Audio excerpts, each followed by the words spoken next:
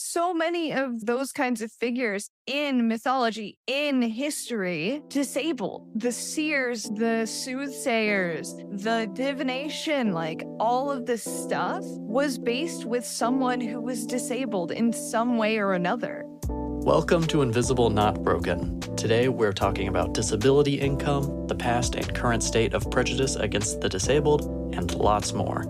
Our host Monica is joined by Cosmo, who lives with porphyria, fibromyalgia, and Ehlers-Danlos syndrome. I will start kidnapping people, and then we have like this 3-hour talk, and then I hit record, and we're all looking at each other going, didn't I just say everything already? I am dying laughing at the fact that this recording just started with, and I kidnap people. Yeah, because that is such a me thing to do and to say, yeah, I kidnap people. And then context is digitally. I am not strong enough to actually kidnap people, nor do I admit that I actually would do that. I mean, I'll kidnap pets. I do adopt them, but this is true. And there are times that pets are just like, I had a friend recently who found a cat and that cat's litter of very brand new kittens in their garage. Like, they tried really hard to find the owner because, like, they looked at the cat and they were like, you are in really bad condition, but you're not feral. Like, you were someone's cat at some point. And they were going through trying to find the owner of this cat. And basically both of the vets went, okay, we can't find a chip. We can't find any information. However, if that owner comes knocking, you've never seen this cat. fair enough. Because, like, the cat was in horrible condition. Oh, man. It was very much like, this is not the kind of condition a cat gets in when they run away for a few days. So this is a catnapping for the cat's own good. Yes. And, like, that was very much the case. Like, they were told, take care of this cat. On a happier, like, cat kidnapping story, we have a small suburban farm. Like, I basically took my little suburban 5,000 square foot plot and turned it into like a wildlife sanctuary. And we have chickens, we've got cats, we've got dogs. Like, I turned it into something. Anyway, I love this. I have these amazing cats. We are indoor, outdoor. Go ahead and throw hate at me if you need to, in the comments, whatever. This is just, my cats love to be inside, outside. They have a paradise. But I went out one day when I could actually walk, and I hadn't seen Pandora for, oh gosh, probably 12 hours. I see her in the morning, I see her at night, and then she just finds various places to lounge. And I like this little adorable neighbor child. There's like a pack of them. They're feral. They're adorable. I love our little feral pack of children. Comes running up to me and she's like, guess what? We just got a cat. And I'm like, that's great, honey. And she's like, we've been taking care of it. We've been feeding it. It was homeless. It's been coming to us. So I've been taking care of it. And Dad's going to take it to the vet today. And I'm like, well, where's the pretty cat? And there's my cat, Pandora. I'm like, you are welcome to feed her. But I now know why she is twice her body weight, because I know what I feed my cat. I don't want to upset you when you take her to the vet and there's a microchip. But my cat basically found a way to scam multiple meals. I don't even know how many other owners, because I don't think we ever own cats. Cats own us. They consent to our attentions. It's true. And that's actually like the story of how cats became domesticated is the funniest part. So we domesticated dogs because dogs went, smell meat. Hello. Can I have? Yes, I can have. Wait a minute. Hold on. I was expecting the answer to be no. I was expecting this to be more difficult. And then they just kind of like, that just kept going. But with cats, it was very much a situation where they were like, hold on, you have warm, you have food, you have companion, and I don't have to compete for any of this. I am down. In fact, I noticed that the small one of you, the hairless being, this one makes a noise and then you respond to the noise with love and affection and food and things. I'm going to make that noise. And that's how cats meow. I'm just dying over hairless bean. I am dying over here. By the way, I'm a theory of all of us disabled sick people because I've yet to meet any of us who are not hilarious. And I really think that like part of it is we have so many doctors to workshop our comedy on. Like comedians actually have to like get stage time and they have to like workshop shit. Like we have so many doctor's appointments and what else are we going to do? And they ask the same questions. They know what they're going to say to us. We know what we're going to say to them. I need something to not be bored. Yes, like you have to crack the jokes. The best time is procedures. The time where they're like prepping everything ahead of time and you're meeting everybody and they're like maybe getting the IV set up or something. Like you're getting all set to go to Dreamland for a minute. And you have this whole captive audience, and half of them aren't doing anything at the moment. The other half, it's just like all muscle memory. So like I am the person who cracks so many jokes in those cases. The other thing is there's a tiny window because I have actually like a pretty strong tolerance for pain medicines and anesthesia. So there's a brief window. Yeah, Ehlers-Danlos. Yes. Ehlers-Danlos, if you have it, please, for the love of all that is unholy, tell your anesthesiologist and make sure they know what that means. Because yes, we do have an incredibly reduced ability to process the pain medication. And real fun note, it goes faster through our systems. Yes. Which is why I had accidental natural childbirth. Woohoo! That expression feels very fair. I won't get like into the like gore of labor, but I will say like I am a smartass. And my labor and delivery nurse was so not having my routine at all. She was just done with me. It's my default. When I'm in pain, I will make jokes and I can't shut up. Yeah. And, like, it's just what happens, which is what's happening right now because I haven't taken my pain meds yet. My labor and delivery nurse is like, okay, I'm going to leave. But once you get to like a pain level of 9 or 10, it's going to be time. And I'm like, okay, wait, just, a break from our little banter that I've been having one-sided. I'm chronic pain. When do I know I've gotten to a 10? I have no concept of what a 10 is. And she just looked at me like dead stare. And she's like, when you can't be a smartass anymore is when you're at a 10. I was like, that was cold, cruel, and mean, but helpful. Yeah. Like I use that now as my barometer. Like my physical therapist uses it too. He's like,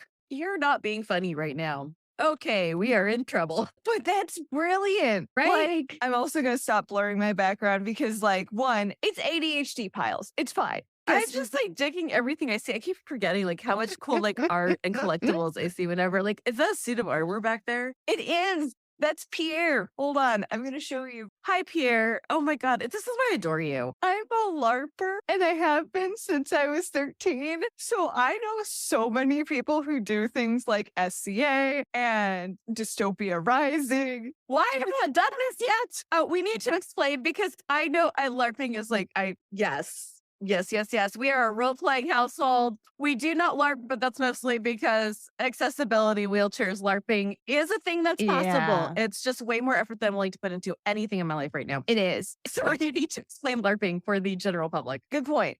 Because people, if they do know LARPing, a lot of the times they don't really know like actually what it is. Like they'll be like, oh yeah, that's that thing that a bunch of nerds do. That describes everything from Microsoft down to LARPing. Like, yes, we are now pop culture. Thank you. Right. We do a lot of things. LARPing is it's live action role play. And the way that I usually describe it is it's like D&D and improv acting had a baby, because that is really the closest you can get to describing what the fuck LARPing is. It is similar to tabletop in that you have your own character. There are set rules and mechanics that you have books for because that's the way we do things. And you have a storyteller. The best way I can describe that role is that person is in charge of the NPCs and the world you're in. Sometimes they have their own character, but usually that gets really messy. Oh, and NPCs are non-player characters. Thank you for prompting me on these things because like I'm so used to being in like the tabletop spaces and stuff that I forget a lot of the times that like this is all terminology. My husband's like almost 16th birthday gift to each of our kids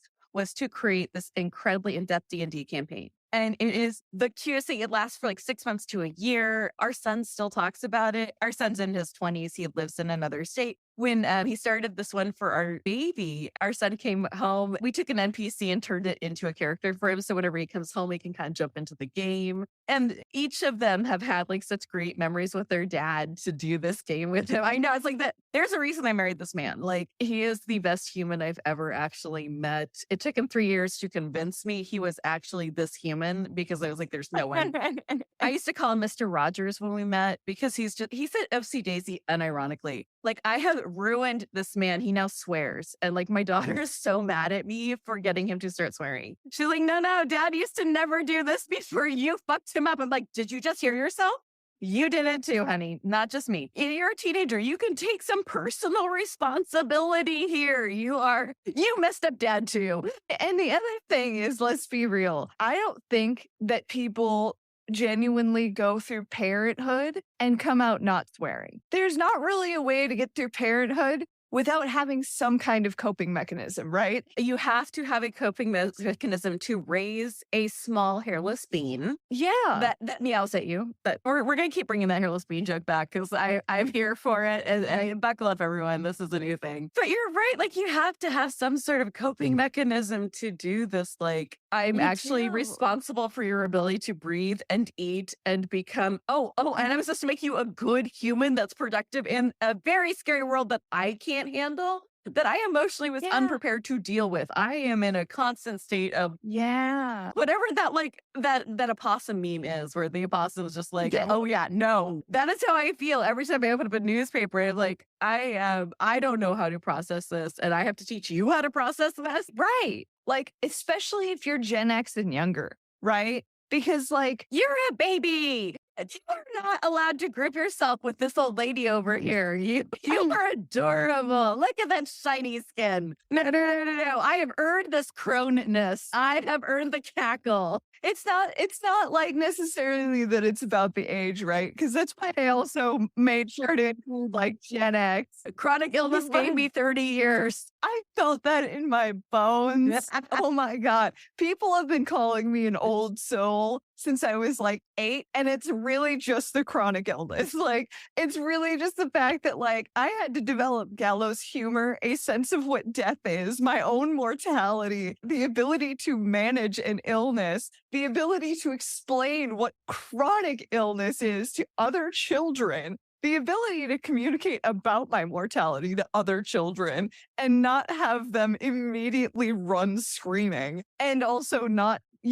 get me in trouble with their parents for talking about death when they hadn't gotten there yet. Ooh, that's a fun conversation. Oh, it is great. So I have a lot of like spirituality now as an adult. I'm a Celtic pagan and I've been practicing for 5 years now, just over. And it was a very interesting thing for me to get to because before that, I was a staunch atheist. I was the very bad kind of atheist who was like, I am so bitter about the existence of organized religion that I want to dismantle it myself. And that was very not good. With chance between the ages of 18 and 22, because I feel like those are the anarchy years for just about every young, like anyone who has that inclination. Like, those are the ages where you're like, tear it all down. You all screwed up. Yeah. 4 centuries. We have the receipts. We're going to tear this apart. And somewhere in the mid-20s, you're like, I'm so tired. I don't know. I'm just going to go find my own pretty patch of ground. And I'm just going to make it as pretty as I can. And I'm going to sip tea. And I'm going to try to tune all of your chaos out. Like, it was a perfect timeline because, like, I was raised atheist. And if I wasn't raised atheist, being chronically ill as a small child was definitely going to do it. Oh, man. But when I came out as genderqueer, I was 18, 19. And so, like, that really lit a fire under the tear it all down thing. Because, like, I went into my adult life on SSI. So I was on disability income. So, I already got to enter the adult world.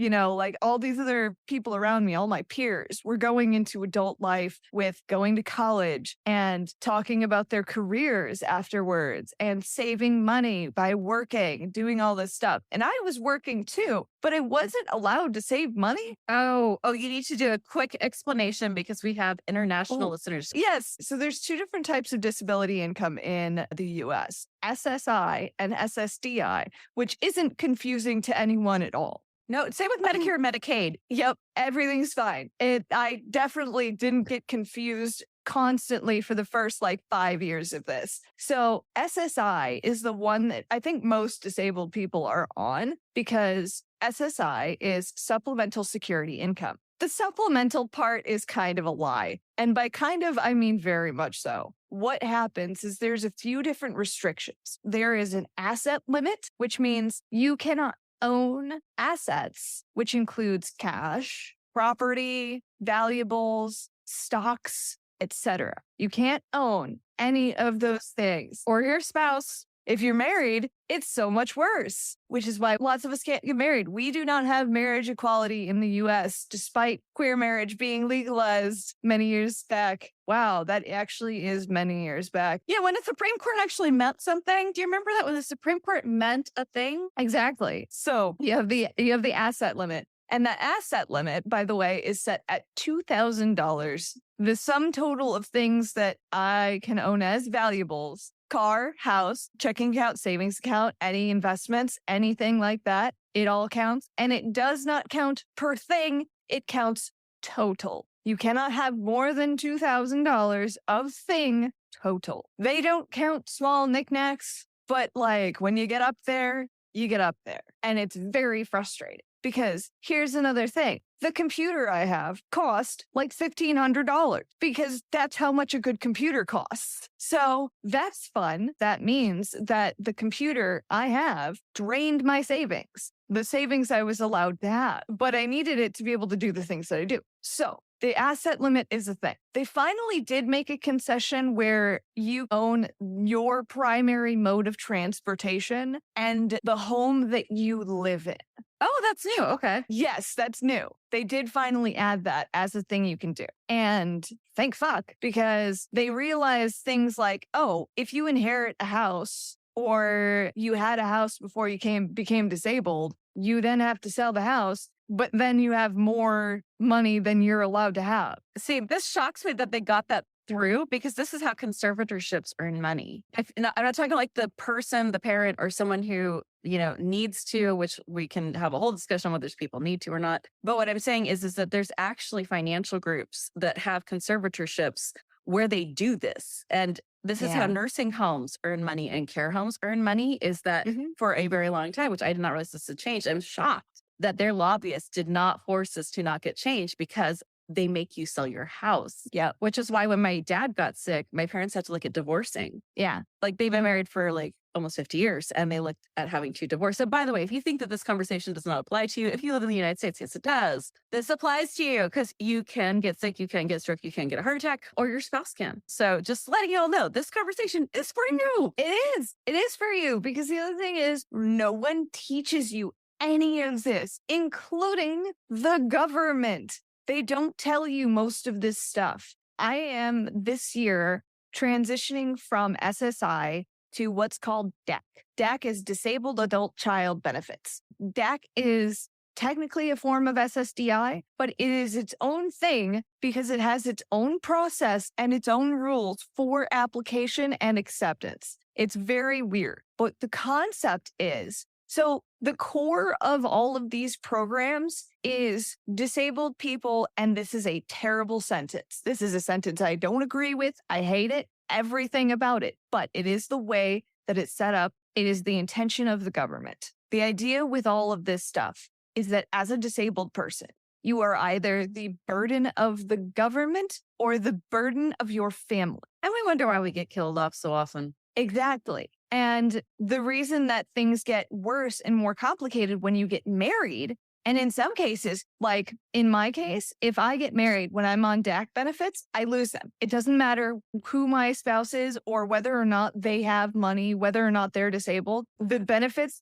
literally just say, if you get married, you lose your benefits. It's wild because in that case, oh, you have a spouse whose burden you can be, which means you don't need to be our burden. It's also why with things like SSI, you are actually supposed to report if your family buys you dinner as income. That is the level of things you are supposed to report because you have to report all of your income. And you are only allowed to work and get income up to what is called substantial gainful activity. And for SSI and SSDI, that's roughly around $1,000 a month. And if you looked at that and went, that doesn't sound like an amount you can afford to support yourself on, you would be correct. Because here's how SSI traps you. I get the maximum amount a month. I get less than $10,000 a year. Actually, I think with the cost of living adjustment, I get just over $10,000 a year. Does yours get taxed? Because mine gets taxed. I don't have SSI. I have, I think SSDI, and mine's still $1,000. Mine's $1,000 or right around $1,000 a month, which is hilarious. Because I also had, like, when I started, I had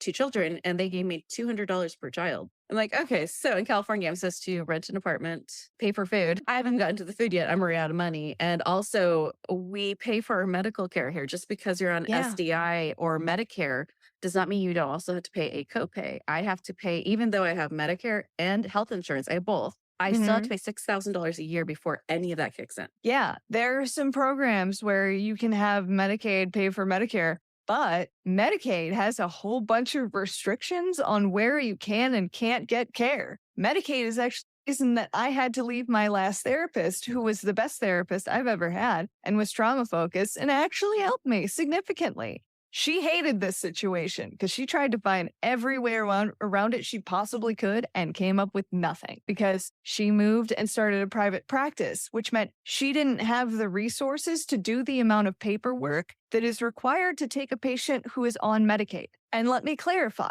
a patient who is on Medicaid, not a patient who is using Medicaid to see you. I paid out of pocket. I didn't use my Medicaid to see her. But because I was on Medicaid, there was a ton of paperwork that needed to be done. It's a mess. It's terrible. So much of the stuff in these programs is meant for eugenics, and it is meant for worsening our condition because we used to have something in the US called ugly laws. And the ugly laws were specifically based around the idea of keeping disabled people out of public. And this is also why there is such a confusing thing between invisible disabilities and not. And by invisible, I mean not readily apparent to abled people who are not informed about disability. Because those who are informed about disability often can tell, but those who aren't look at you and go, one of me. Excellent. I accept you as a human being. And they get so intense about the disability policing because you're not supposed to be here. You're not supposed to look like me because if you look like me,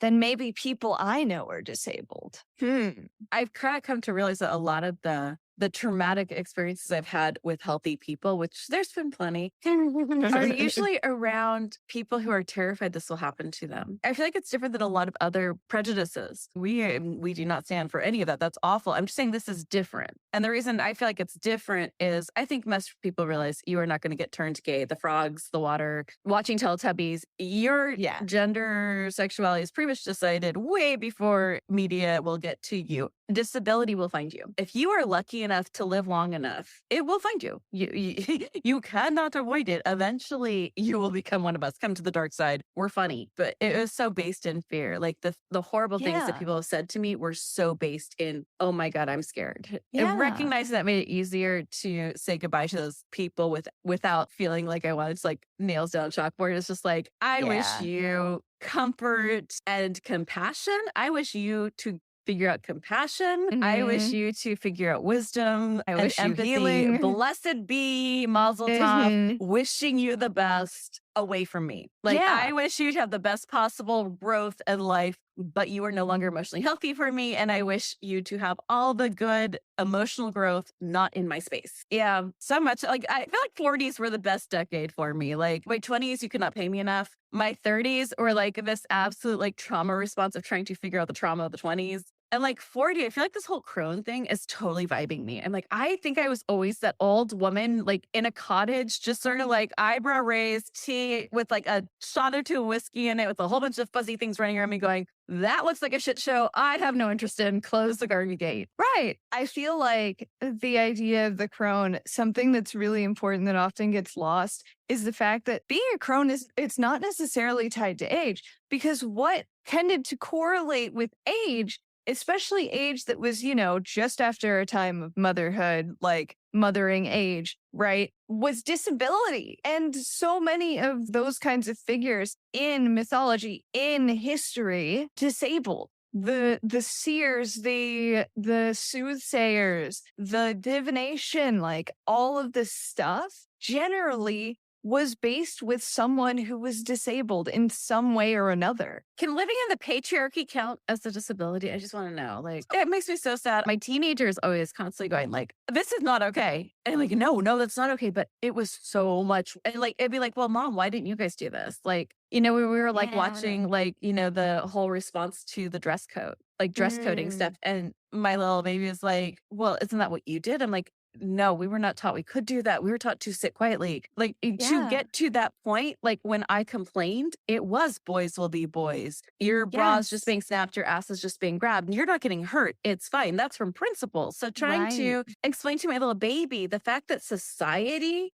is saying not okay, that you can go on Reddit and if you can ignore all the trolls, lots of people are coming up going not okay when it's not being put on television shows as look at that charming young gentleman. He's going to be great in a fraternity. Like it's not in our society lexicon. It's not in our advertising, which I think is usually the good barometer of what a society will accept at large. That's not in our advertising. So I have to explain to my baby, like, okay, no, it's not okay. But you have no idea how far we've come. And when you're saying like, this is the modern age, I'm like, it still feels so fucked up. But you're right. It is years from where we were. And I'm like, why is it such an incredible jump for all of us to get to the place where privilege, and let's just face it, and like 99% of society's men, just to get to where the healthy privileged men in a society are, where, like just to get to that point, like where they're just, like where they're born to, with those lack of roadblocks, like how far do we have to get? Because I feel like we've come layers and we still can't even see the horizon point. Yeah. And that's one of the hardest things too. It's that amazing sentiment of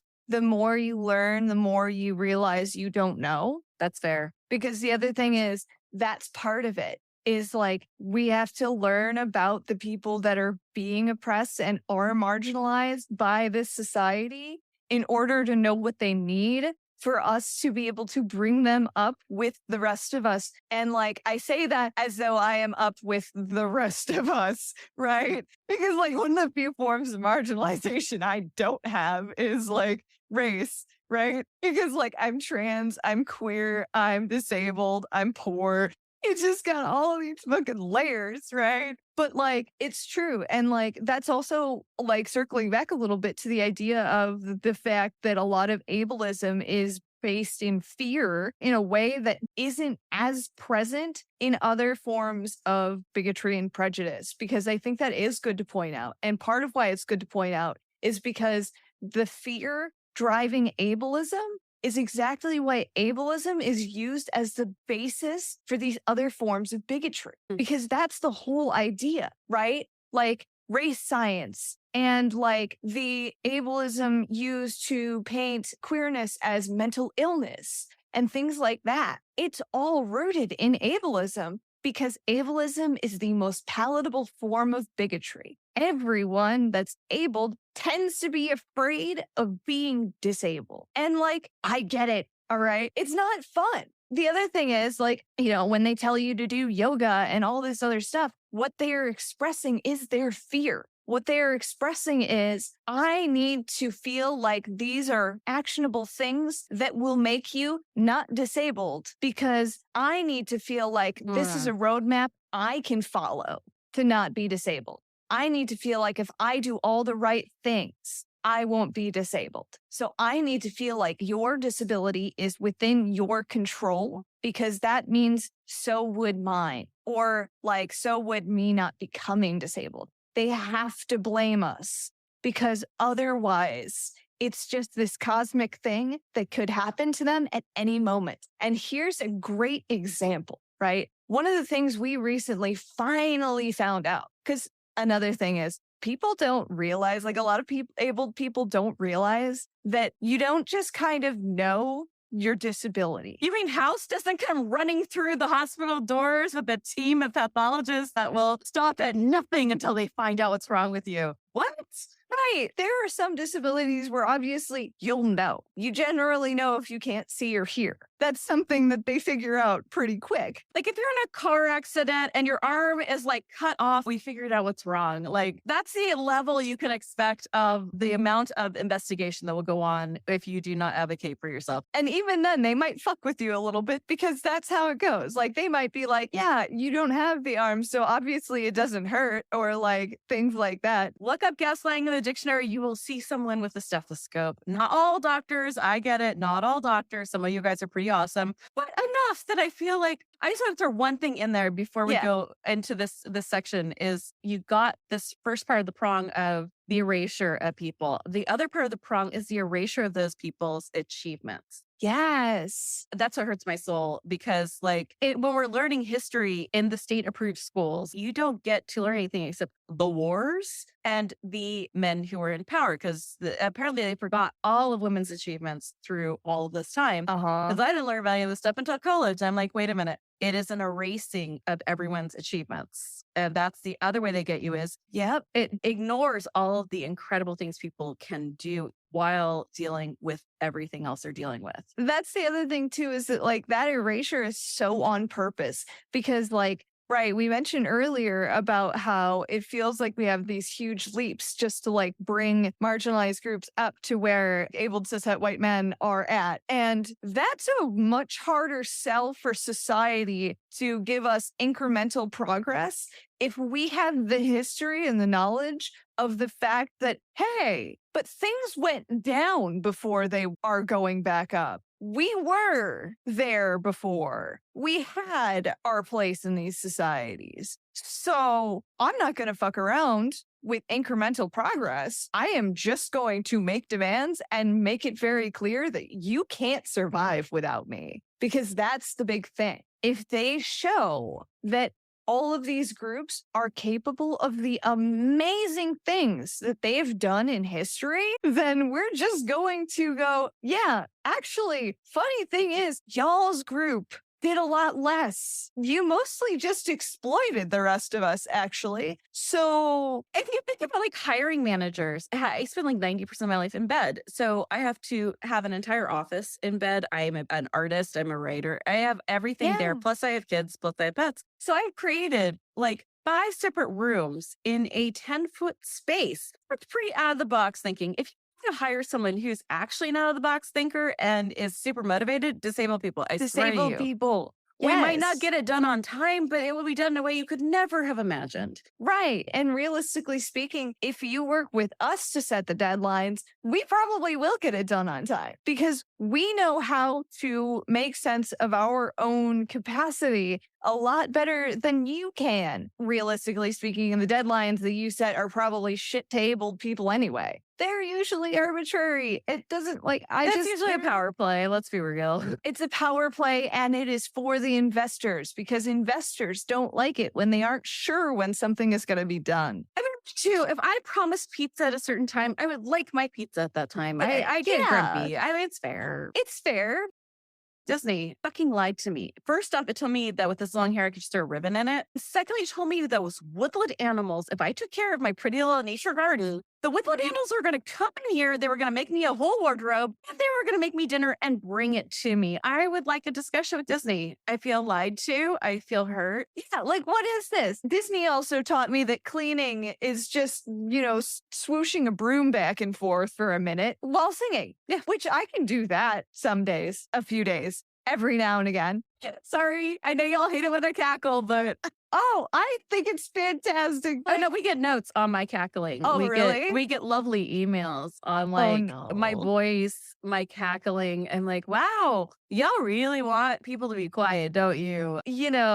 They really want femmes and disabled people to be quiet. Well, now they wanted my voice to lower. They said my voice is too high and was literally giving them a migraine. We've had 20 different letters about how my voice gives people migraines. So wow. As far as the voice thing too, that's also something that's really hard, especially as a femme who is visible on the internet, right? Especially doing video content. it's hard because, like, one, people don't really realize the amount of work that goes into speech therapy and that goes into maintaining the voice you have done the speech therapy for. Aside from just knowing trans people, I have known a lot of people who have had to go through speech therapy, some because of the vocal tone they had, and some because of just like other, speech related issues that they were struggling with. I have a number of speech impediments. They're not very noticeable right now because I habitually mask them. But there are a lot of times that you can hear them. And one of the ways that I mask is, you've heard me say quite a bit. That is a way that people often mask their stutter, because that's a way of me making myself slow down for a moment to think of the word that I'm trying to get, as opposed to stuttering on a syllable.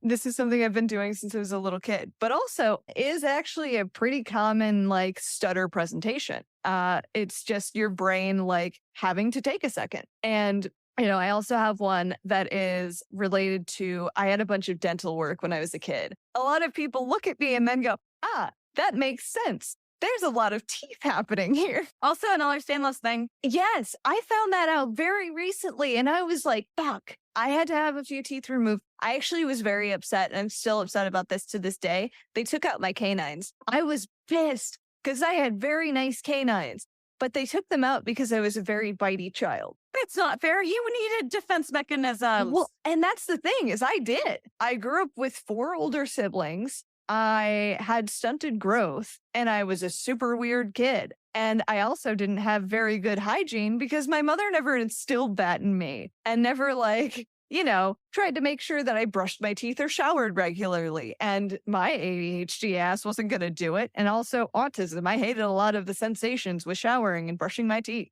Did I know that I needed a softer toothbrush? No, I did not. All of that kind of stuff. So I got bullied a lot. My neighborhood was a rough neighborhood for a long, long time. So a lot of the kids came from rough homes and were constantly fighting each other. And so I would get into fights all the time. Because the other thing is, no one really stopped to think about the consequences of taking the very bullied, tiny, weird kid and putting them on steroids. Oh, for you summer children who have never been on steroids, may I just explain to you rage? Yeah. That you cannot control. You have no choice. Yeah. And so I had pretty solid emotional control at that point in my life because I had to. I had been having meltdowns that I didn't understand. I had to keep a lid on a lot of my emotions for my safety at home and for the sake of not getting into constant fights with my older siblings and constant fights with people at school. A lot of those fights ended up being self-defense,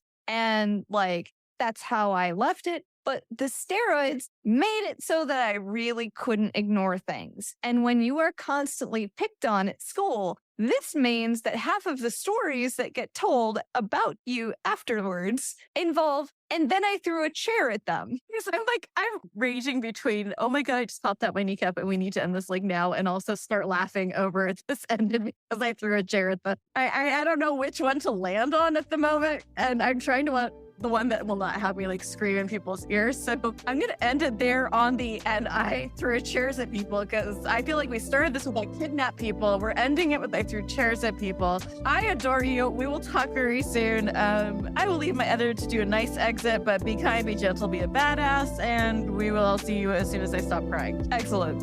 Thank you for joining us today. To find out more about today's episode, including show notes, transcripts, and more, please visit invisiblenotbroken.com. Please rate and review us on Apple Podcast, Spotify, or wherever you listen to podcasts. You can also support this show by heading over to our Patreon or by sharing these episodes. We are non-advertising, and our growth is thanks to you listeners.